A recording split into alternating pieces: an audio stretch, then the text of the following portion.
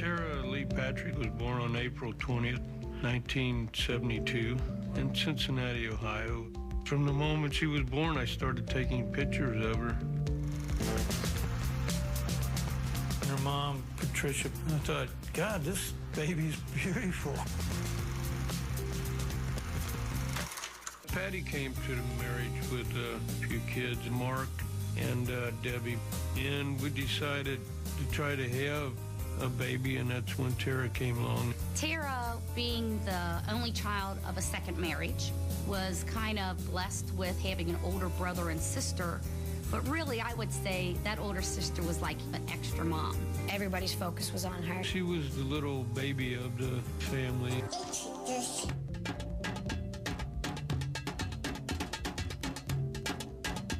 They were a family always on the go. They were very eccentric. Her mom and her dad both were black belts in martial arts. Mr. Patrick and Mrs. Patrick, in their white karate uniforms with their belts and their poles, they would just go to town. Tara loved watching her mom do karate. Tara was always there with her mom right next to her. Tara's mom took Tara to school and took her to dance class. She was in kindergarten when she started taking tap, jazz, and ballet. The tap dancing part about drove me crazy because he had a tap from one room to the other. Was click, click, click, click, click. Can't you walk anymore?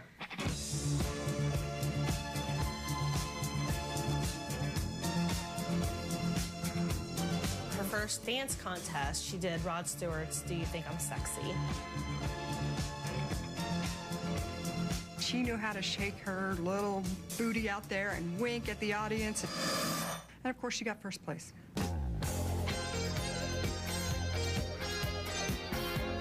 Tara, she went to the School of Creative Performing Arts from the age of 9. The school was considered the crown jewel of Cincinnati. It's just like the Fame School.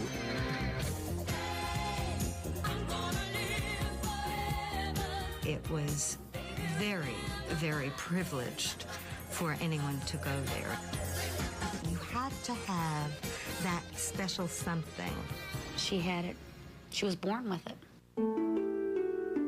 Her mother recognized very early on her specialness and really wanted her to become famous and not waste a minute of her life. Her mother had this reputation as being fiercely ambitious for her, a stage mother. Tara's mom and dad put up this big mirror and put the ballet bar up so she can practice. And it was like, we're spending money on you to do this. You get down there to do it. She was a very busy child. She'd go to voice lessons. Dance classes, gymnastics. She was entering into beauty pageants. She won Miss this and Miss that. Modeling, commercials. She did an Ivory Snow commercial. They had a great big blow-up, looked like an Ivory Snow. It was bigger than she was. She was always into something. Any competition we ever put her in, she won. When Tara was 13, she did a solo to I'm Going on a Manhunt. Yeah, Flashdance.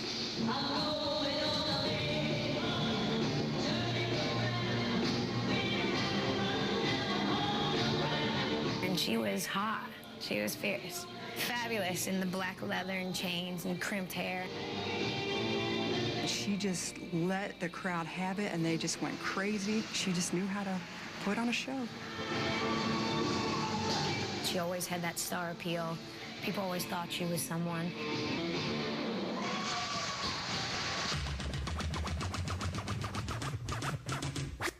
When we were teenagers, we wanted to explore more with our dance careers. You know, that's when all the hip-hop stuff started coming out. Tara's father had a big system down the basement. He had the turntables and stuff, and we'd go down there and, you know, try to scratch. She's like really into like rapping. She had an MC name, Sweet Tea. We were so cool. We would go to underage clubs and we just dance. She ended up doing her little thing because she could dance her butt off. As soon as she'd walk out on the floor and start dancing, people would just circle her. People was just like tripping, like, okay, this white girl, just killing it, killing it. Like, do the worm. She'd do the worm on the floor. She could do everything. We was just straight hip-hop junkies, that's it. We lived it, we ate it, we dressed it. Tara always dressed kind of a little bit wild here for Cincinnatians. The cat suit, you know, and the jet black hair and the makeup and the fake tan. She always had to be perfect. She was like a little goddess in Cincinnati. I mean, that little girl had it going on from day one. People could tell that she was different. Students from her school thought Tara was a little mysterious, and the boys were more interested in her than she was them. I think relationships were the last thing she wanted to kind of keep her from her goal. Dream on. My only dream is to dance. I love to dance, where I can express my innermost feelings through movement. We graduated from high school in 1990.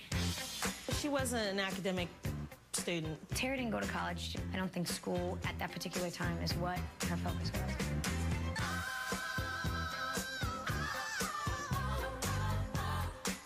After high school, she went to Kings Island. Kings Island is an amusement park. It's like Magic Mountain, like the biggest thing in Cincinnati. She did a magic show. This crazy stuff happened at the little show. They cut her in half a couple times. She got pulled out of the hat or something. But she definitely had her eyes set on bigger and better things. Tara always thought it was boring around Cincinnati because there wasn't enough action.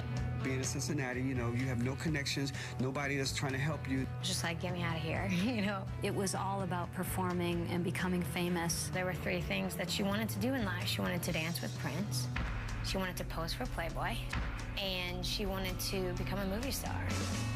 If it was out there for her to grab, she'd grab it. She had the drive. It was the most determined look I've ever seen on anybody's face.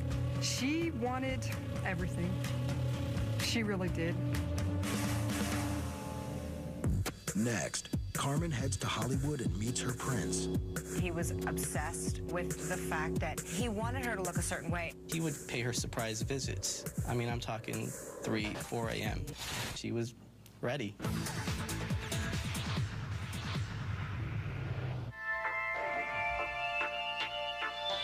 After high school, Tara Patrick realized that if she's going to make it in show business, she needed to come to Los Angeles. It was time to break away and really see what she had.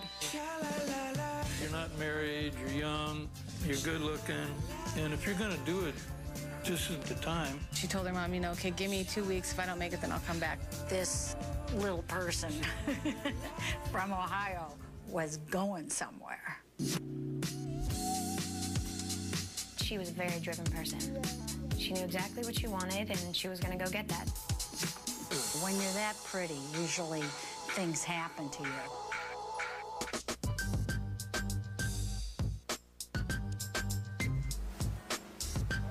We'd go out at night, just like go dancing at the Sunset Boulevard clubs. And Carmen always got a lot of attention, like always. One night we decided to go to Club Spice. You know, we're dancing and stuff, and this woman came up to us and she goes, how would you guys like to audition for Prince? Prince was looking to form a band, I believe, with 3 girls. And so she told Carmen, hey, you know, I'm going to tell Prince about you. And we're like, yeah, right. Next thing we know, we go outside and there's this purple BMW. They took us up to the house. That's when she met Prince. So they set up like a private little audition. He was like, so, you know, show me what you got. She danced for him. And she blew his mind. She called me up and she was like, I just sang for Prince, Shane, and he really, really, really wants to work with me. But she didn't hear anything for a few weeks, and she almost gave up on it, and then she gets a phone call, and Prince says, I want you on a plane. We start recording tomorrow in Minneapolis, Minnesota. And he ended up wanting to work with us solo. He didn't even want to put her in a group. She just couldn't believe that Prince, of all people, and he wanted to try to help her out, help her career. Her mother loved it. This is what she's been paying for and building her to be all her life, and now it's happening. She packed up her stuff, and she said, I'm off to go work with Prince.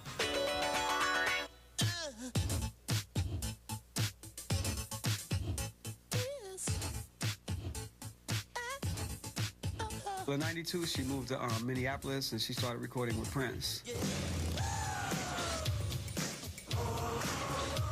When you're in Prince's world, You don't have to figure out what you want to do. He's really there to figure out for you. He changed her name to Carmen Electra. Carmen Electra. You know what I'm saying? That was like Electric Boogaloo or something like that. We was like cracking up. He just came up with a great name and it stuck. She was very electric, electrifying when she danced, the energy, it made sense. Prince finding her and renaming her, it's almost like a rebirth for her and a really strong statement that I'll take care of you and I'm going to make you famous. Once she kind of got with Prince, she started becoming a whole different person. Not in a bad way, it's just that her life was changing. It was common knowledge that Prince and Carmen were a couple. He treated her like a princess. I mean, trays of perfume and had her in a real pretty room and, you know, different kinds of lotions, just like a princess. And she's like in this gorgeous house. And I would get calls from her from Paisley Park, you know, and she'd be like, could you hold on a second? The butler needs me. She got an enormous amount of attention. Walking to Paisley's like, is this Paisley Park or Carmen Park? Because there were a lot of photos of her. Who wouldn't enjoy the lavish gifts and the clothes and the cars and the money? It was awesome. It was great. He knew she was on her way. However, Prince is a major control freak. And freak is the word in terms of wanting to be in charge of everything. He was obsessed with the fact that he wanted her to look a certain way. She was like his doll, you know what I mean? He would make her sleep in her full makeup, eyelashes, the whole thing. He would pay her surprise visits. I mean, I'm talking 3, 4 a.m. And she would be in bed, you know, kind of like a corpse, you know, done up, hair done, high heels on. I always wondered, would she like toss and turn and would it get all messed up? She would sleep very carefully so that if he came, she can get out of bed and she'd be done up for him already. Sometimes he'd show up, sometimes he wouldn't show up. But she was ready. Fun, let's go driving. Anywhere, let's just get out of this city. Carmen was getting used to that kind of control. It was just a very sheltered life, a life filled with just kind of practicing, working on songs. It was very much about, like, you know, getting her career just like going. He was doing a record on it, and he was very, very excited about it. When he is excited about something, he does this little pimp dance like, all right, check this out. All aboard, cause I'm getting foggy. As you know, I'm a party junkie. Prince said to me, she's a great dancer and she's a rapper. And I said, she's a rapper? There are no chick rappers. And he goes, no, she's a rapper and she's really good at it. She was rapping and singing, doing some things, and it was awesome. Yeah, I'm a go-go dancer. Go-Go Dancer is a video that, of course, was Prince's idea of having Carmen pole dance, basically.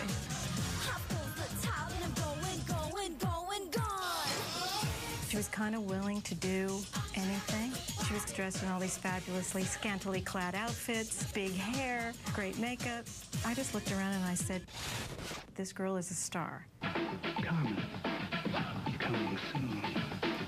We had so many expectations because she would come home, she would play us the video, she would play us the song, and we was all hyped on it. This is our future. I remember the day the CD came out. I went to go buy it, and none of the major record stores had it. The album just didn't do anything, you know. I think the industry was saturated with Prince, and I think they had enough. It's like, okay, another girl Prince artist. The album flopped. It was kind of heartbreaking. She put a lot of time and energy in it, and to have it not go anywhere was just a really hard pill to swallow. I went out here, I took this big risk, it was public, and it didn't quite work out. It's pretty painful. She was really, really devastated. I think what she cared about was how Prince would respond if it failed. But Prince was still promising her, well, don't worry about this because we're going to do something else, we're going to do this, we're going to do that. This was the summer of 1993. She had moved from Minneapolis to Los Angeles, still under Prince's control, so to speak. She came out here to pursue her career further, and he was okay with that. She was living in the apartment that Prince had rented for her. She was watched every second. Prince, I guess, somehow maybe decided that he was gonna have her followed, and like, I think he like might have bugged the apartment. She was upset and she was like, Prince had somebody follow me. It just got crazy after that. A lot of people were kind of scared to approach her. She's Prince's girl. She didn't have any friends. She was very lonely. He was never around. He didn't come in town. He was off, you know, doing other things. No! Someone like Prince finds somebody else to be excited about. Prince got involved with Maite. She was a dancer. New girl coming in, she do all that belly dancing stuff, and she was hot with that, you know? He lives in the now. I think he just moved on to the next thing. She called me. She said, there's this new girl named Maite, and all the attention is going to her. And I hate it, Shane. She said, I hate it. And I see them treating her the way that they used to treat me, and I don't know what to do.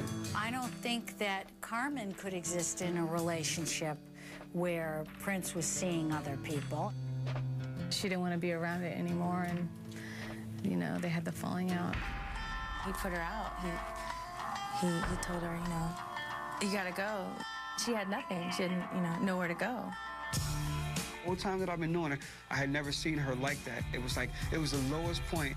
And I was shocked. How could you have so much and within a year not have anything at all? Once the relationship went bad, she was left with nothing. Next, Carmen makes a bold career move. She was really scared. I don't think she'd ever taken, like, nude pictures. Then, a fateful encounter turns her life upside down. Let's just say the first time Carmen met Dennis, we should have made a U-turn and walked away from that club.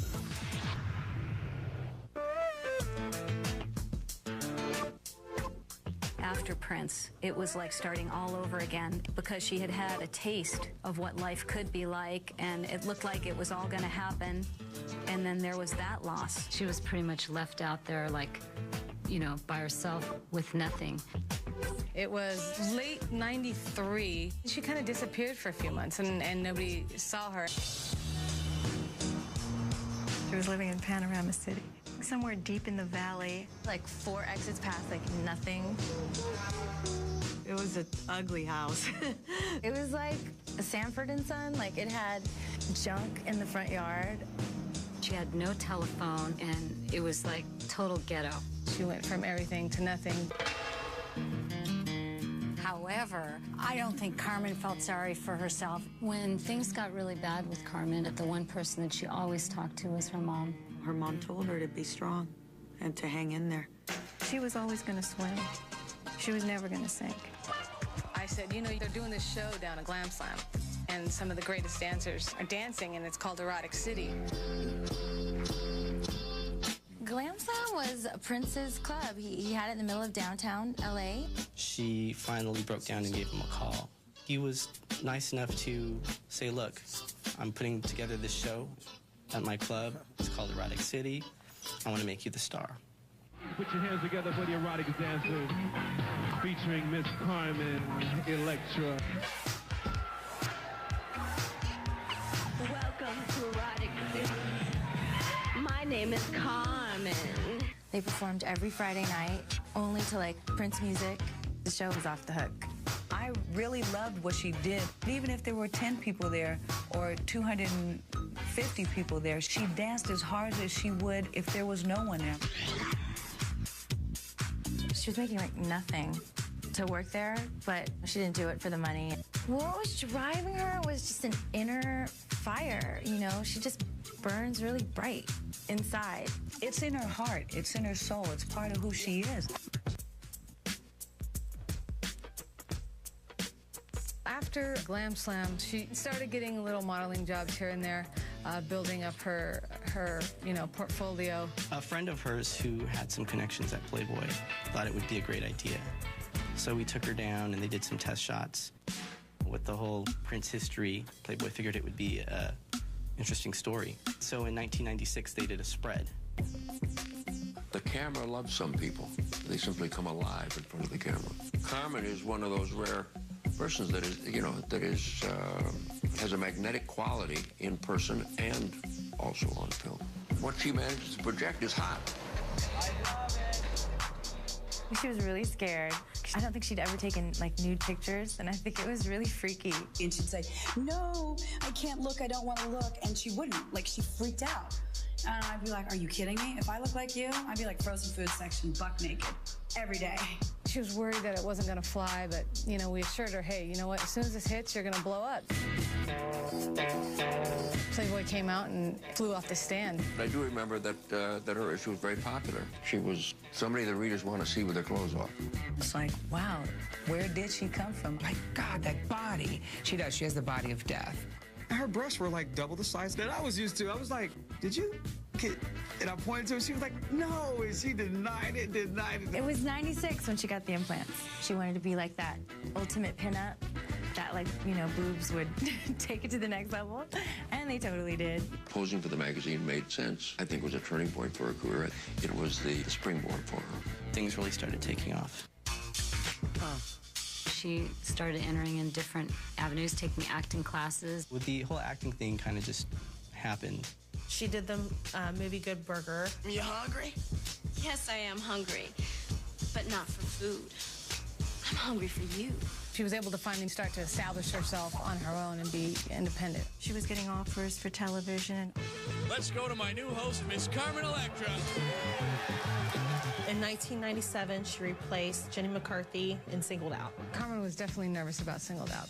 Stepping into Jenny McCarthy's shoes, who just is this outrageous personality, has to be difficult. The pressure was on. It was MTV, and it was just, a lot of people saw it. How would they react, or how would they accept her, or wouldn't they? That's really scary. That was scary for her. She came in, she nailed it. People loved her. Again, she was electrifying. It really gave her confidence. After that, I mean, things were just kind of like rolling in. Carmen caught the eye of a Baywatch producer, and Pamela was leaving the show, and she thought, you know, that would be a great replacement. She played lifeguard Lonnie McKenzie. I'm like, you can't even swim. She could not swim worth beans. But you know what? She could run really slow, and she looked good doing it, and she got the job. I think she looked at it as like, this is my opportunity, and I'm just going to do it the best I can. Baywatch was seen by over 1 billion viewers a week. I think 192 countries get to see the phenomenon of Baywatch. I mean, sometimes people don't have running water, but they get to see Baywatch. She was very excited. Very, very excited. And then all of a sudden, out of nowhere, you know, her mom got really sick. Carmen's mother was diagnosed with a brain tumor. She was really shocked and just heartbroken. You know, that's your mom. You know, she'd pull me aside and say, you know, what do you think? Do you think mom's going to be okay? And, you know, and I'm like, you know, I don't think she ain't going to be right. They gave her some time off to come in and see her mom. We told everybody, so, you know, y'all need to go see her now. She'd come in, you know, to be by her side and stuff. She was in a hospital a lot. And the mom would tell her not to worry about her, you know, that she was okay, and to really concentrate on herself and her career. Carmen is an amazingly strong woman to go through what she went through and to continue working and continue doing what she did. To go to a set every day and have to learn lines and focus on that, to pay for your living, and also to know that your mom is ill. So she was working her ass off. Her mom was totally excited to see that, like, all the hard work that her daughter had done was, like, finally bearing fruit, and she got to watch it. She was totally proud, totally proud. She came in and she worked really hard. I mean, okay, Baywatch isn't known for its thespians, but she really tried at acting, and she did a really good job. But just because you're on Baywatch doesn't mean you're going to kind of break out and it's going to be the turning point of your career. She didn't always get the friendliest vibes on set from some people. There was some cattiness between the girls. Carmen always kind of felt like she was wearing somebody else's bathing suit.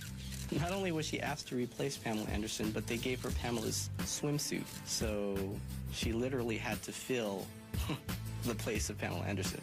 It's hard to come in after people and, you know, try to rock it on their show. I don't think that Carmen became the kind of Baywatch babe that Pamela Anderson ever was able to achieve. Carmen actually left Baywatch in May of 1998. They cut, I guess 9 of us, and they called it a bloodbath because the Baywatch bloodbath. Part of life is not always winning. You know, you don't always win. Sometimes you do lose. The 8th of August of 98, Carmen's sister, Debbie, passed. Her sister passed away in her sleep, like so unexpectedly. Carmen was devastated. The whole family was devastated. It was pretty much a shock. As if her sister's death wasn't bad enough, about a week later, her mother died. It was just double whammy for her. When she lost her mom, she was devastated. Her mom was like her best friend. I don't know how to describe the pain that she went through, but I was right next to her, holding her, crying with her. Her mother was her life. Her mother was everything to her, and she was everything to her daughter. Your sister dies, and then your mom dies. How would you handle that?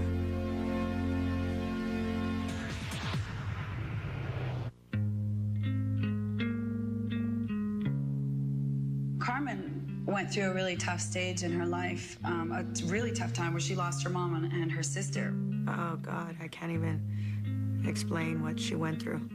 It was very hard for Carmen to cope with it. When her mom passed away, that's when all the dysfunction started happening in her life. Sometimes you just want to escape and go outside of yourself, and like I think that's where Dennis came in.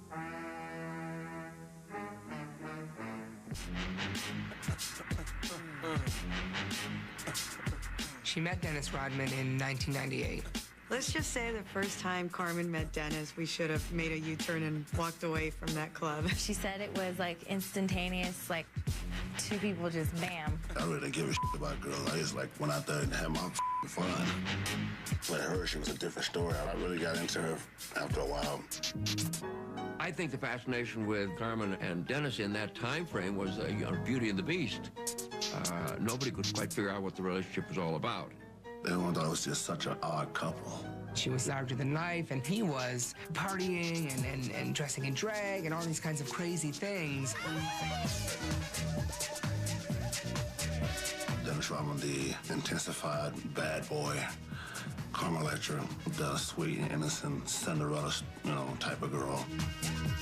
She loves that on the edge kind of guy. Loves the bad boy. Can't leave the bad boy alone. I admit, I have a weakness for bad boys. The guy that everybody wants to be and all the girls want to be with, that's what Carmen loves. Bottom line, Dennis Rodman. Dennis was her escape. I think she just needed some type of outlet, some type of, relief, something different. So they went on this complete adventure of numbing themselves and playing and getting into crazy things. He loved to party, and there was always something to do. We would go to straight clubs, we'd go to gay clubs. We would go to strip bars. It's like a traveling circus. Wherever he was, that's where the party was. Everybody wanted to be around Dennis Rodman. Everybody wanted to party with Dennis Rodman. That was my claim to fame, was just being a wild, crazy guy. It was just a whirlwind. It was pandemonium, but it was, it was fun for her.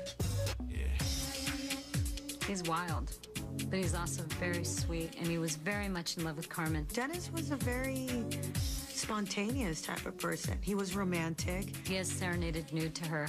And she said, Shane, he treats me so good. When he's with me, he acts like a kid, and he treats me like a princess, and that's all I want right now. She was in love. She was young. She was crazy. She got caught up in it.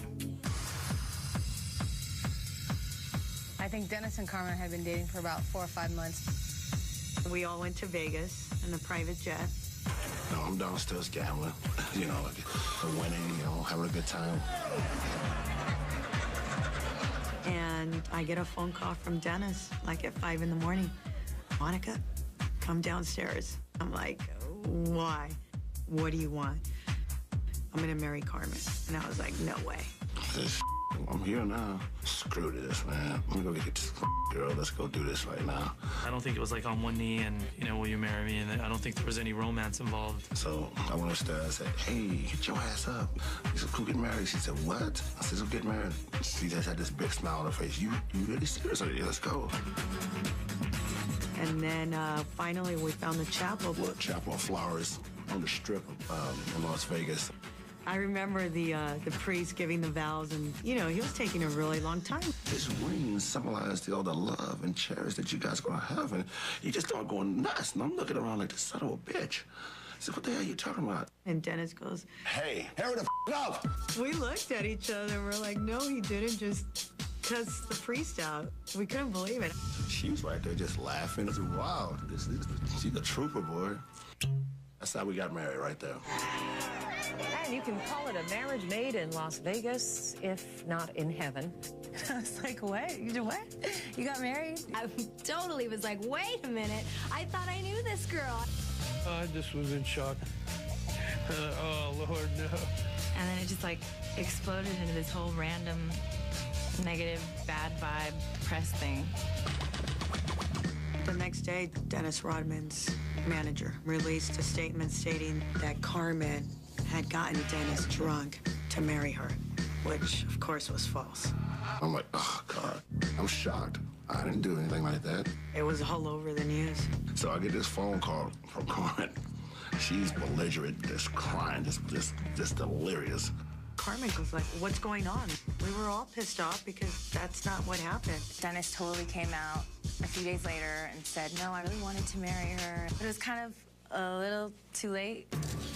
The paparazzi and the media had a frenzy with this. These two iconic figures, Carmen Electra, Dennis Rodman, Mary. How could it not make for good TV? She didn't want that press. It was nasty, and they were trying to make her not look good. It was like she was a joke. Things started getting out of hand with Dennis. The respect was gone between the both of them. But I know that they did have love for each other. It was an ill love, I think. It was a real relationship. It was just real dysfunctional. She couldn't handle the fact that all the people that was in her ear was telling her, you can't be with that guy. That guy's gonna ruin your career. He's gonna ruin your life. I heard it every day. She started realizing that as much as she loves this man, it's just not going to work. I said, well, Jason, why don't you go down and go to the courthouse and get a divorce? Her image with Dennis affected her career. She made choices that I'm sure she didn't think were so good. We all kind of have our movies that we've done that we're not proud of. Like, oh my God, I can't believe I did that. I don't think she was clear-headed because she wasn't in a really good frame of mind. I've got news for you, mister. If you just want some cheap slut, you've come to the wrong gal. After they divorced, Carmen and Dennis remained friends for a long time. We got back together. We saw each other on and off. And of course, he kept doing crazy dysfunctional things. It got kind of funky after a while. They got into kind of like a loud little fight. And he got aggressive with her.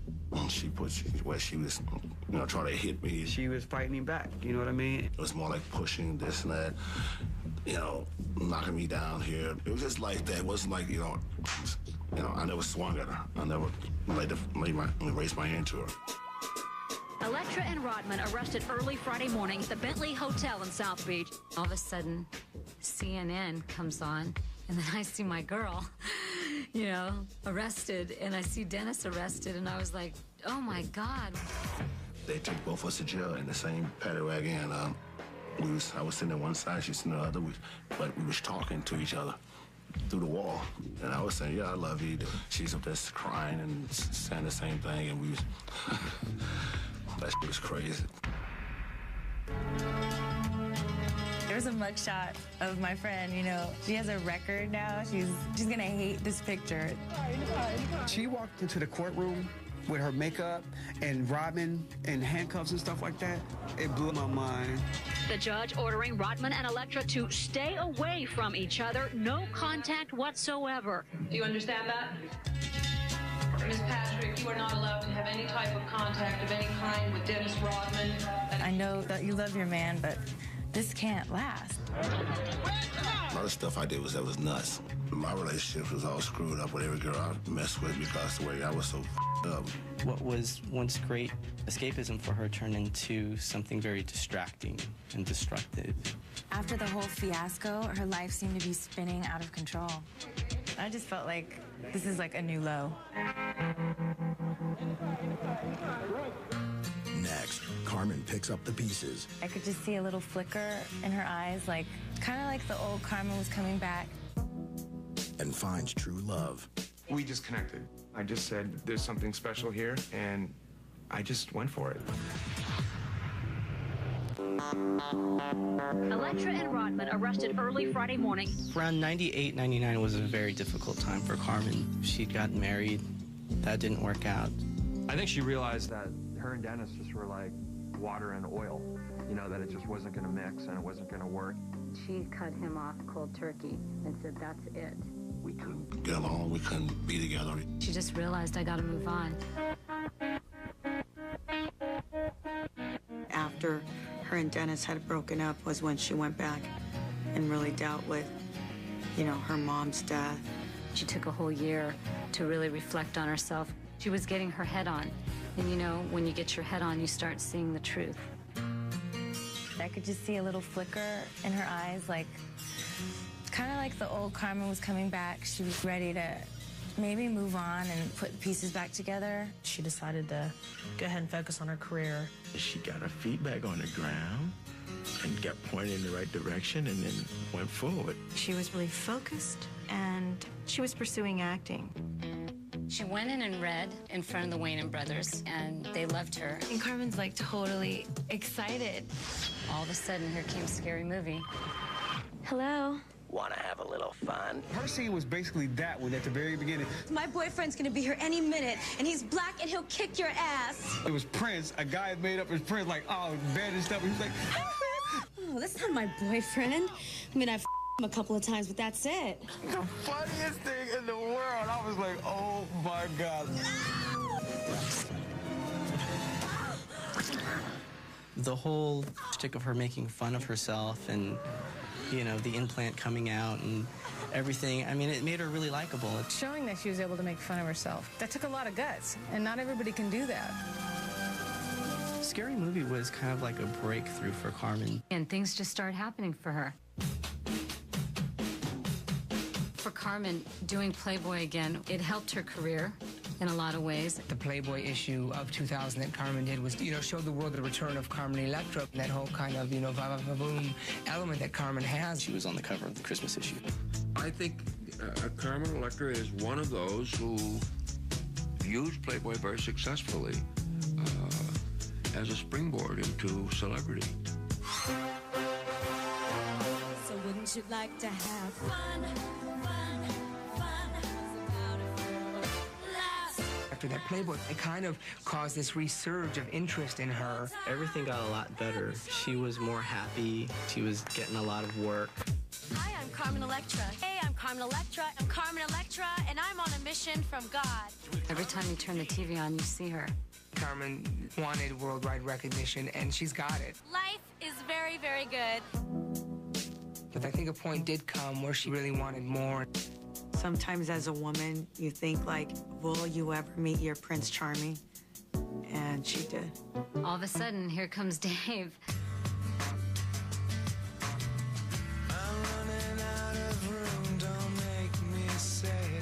Carmen met Dave in 2001, and she met him on a blind date. I said, I'm Dave Navarro. I'm here for dinner.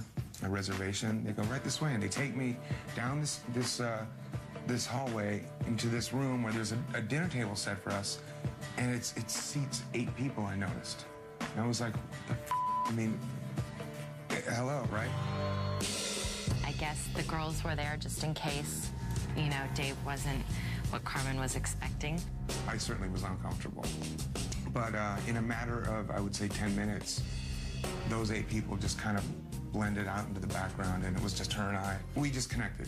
I just said, there's something special here, and I just went for it. I remember how excited she was, and just on cloud 9, and I did see in her a different side of her that felt fulfilled.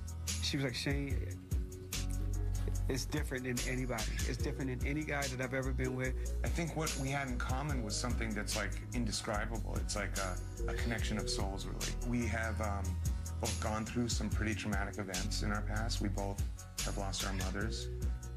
We both have been kind of wild, and I've personally never met anyone like that.